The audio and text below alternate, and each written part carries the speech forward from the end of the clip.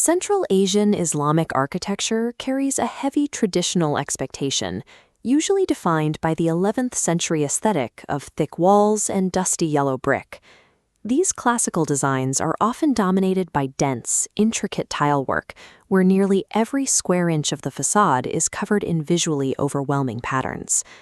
This deep historical weight creates a specific trap when travelers hear the name minor mosque. In English, that word suggests a small, perhaps secondary building tucked away on a quiet side street. Arriving at the site reveals the opposite, a massive, brilliantly white complex that stands out sharply against the modern city canopy. This structure opened in 2014, reflecting a 21st century approach to the region's sacred architecture.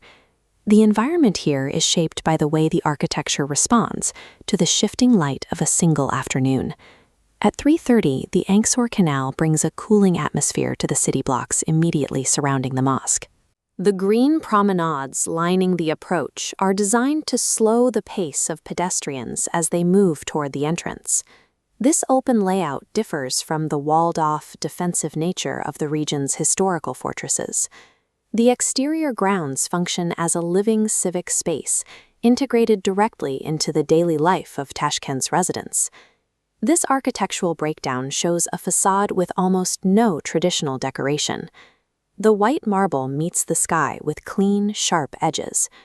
Two 38-meter towers create strict mathematical symmetry. Above, a solitary turquoise dome makes the heavy structure look nearly weightless.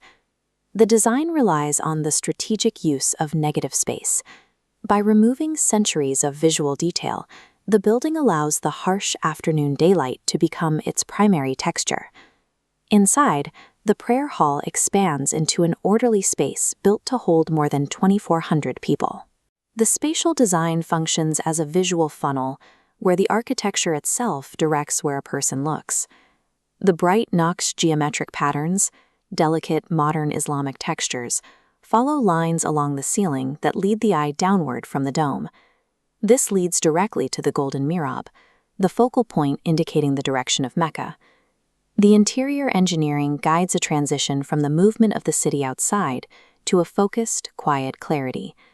At dusk, the temperature drops and the sun begins to hit the marble from a lower angle. The white surfaces catch the sunset, shifting the building's color from a sterile white to a warm, layered gold. The rigid geometry seen earlier in the day begins to soften as the light changes.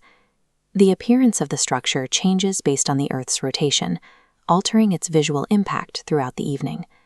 By nightfall, artificial lights turn the white marble into a bright beacon against the dark sky. These choices in materials and lighting reflect a contemporary direction for Tashkent's urban landscape. The design weaves the solemnity of the prayer hall into the casual evening walks of the local residents.